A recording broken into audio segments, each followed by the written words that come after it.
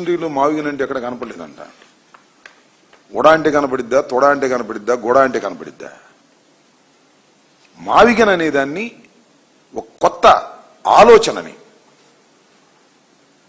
రాష్ట్ర మాజీ ముఖ్యమంత్రి వైఎస్ఆర్ కాంగ్రెస్ పార్టీ అధ్యక్షుడు జగన్మోహన్ రెడ్డి గారు ముందుకు తీసుకొచ్చారు. ఏ పరిస్థితుల్లో ఈ విధానాన్ని, ఈ మావిగన్ అనేటువంటి పద్ధతిని తీసుకొచ్చారో మీ అందరూ చూశారు. చంద్రబాబు నాయుడు గారు రాష్ట్రానికి రాజధాని లేకోకుండా చేసేటటువంటి ప్రయత్నం చేస్తున్నారు. తెలియక చేస్తున్నాడో, మితిమీరిన తెలివితేటల వల్ల చేస్తున్నాడో అర్థం కాదు. ఒక సాధ్యం కానటువంటి ప్రపోజల్ని పెట్టి లాగుతానే ఉన్నాడు, అంతులేని కథలాగా పెట్టి మభ్యపెడుతున్నాడు రాష్ట్ర ప్రజానీకాన్ని.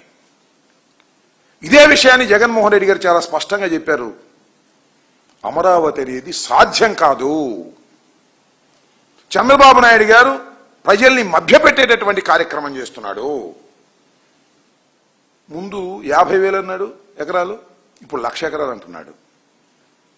కేవలం స్వార్థ ప్రయోజనాల కోసం తన బినామీలని, తన బంధువుల్ని కోటీశ్వరుని చేసేటటువంటి కార్యక్రమంలో అమరావతిని ఉపయోగిస్తున్నారు తప్ప అమరావతిని అభివృద్ధి చేసి, రాజధానిగా చేసి, గ్రోత్ ఇంజన్గా తయారు చేయాలనేటువంటి ఆలోచన ఏ క్షణం కూడా చంద్రబాబు నాయుడు గారు ఆలోచించలేదు అనేది చాలా స్పష్టమైనటువంటి విషయం.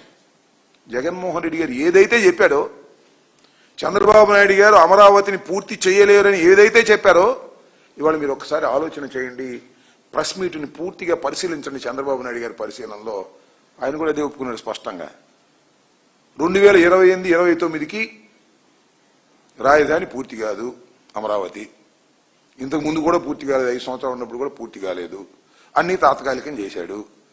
ఈ 2028-29కి కూడా ఆ 7 బిల్డింగులు పూర్తి చేస్తే చేస్తాడు, లేకపోతే లేదు. ఆయన మొత్తం సారాంశం మీరు క్షుణ్ణంగా పరిశీలించండి. ఈవెన్ తెలుగుదేశం వాళ్ళు కూడా పరిశీలించండి. మొత్తం ఆయన క్షుణ్ణంగా ఆయన ప్రెస్ మీట్లో చెప్పినటువంటి విషయాలు ఏంటంటే 28-29 సంవత్సరాలకు 7 బిల్డింగులు పూర్తి చేస్తాను చేయని కూడా స్పష్టంగా చెప్పలేదు. నవనగరాలు గాలిపోయాయి.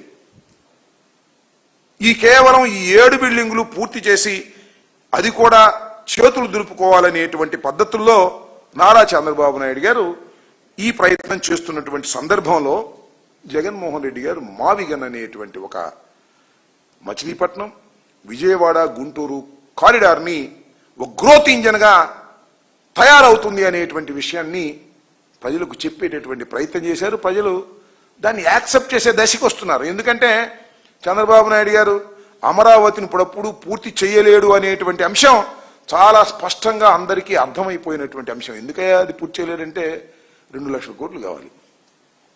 ఆయన చెప్పినటువంటి పద్ధతిని చేయాలంటే 2 లక్షల కోట్లు కావాలి. ఎక్కడి నుంచి వస్తాయి 2 లక్షల కోట్లు? రాష్ట్ర ఆర్థిక పరిస్థితి ఎలా ఉంది?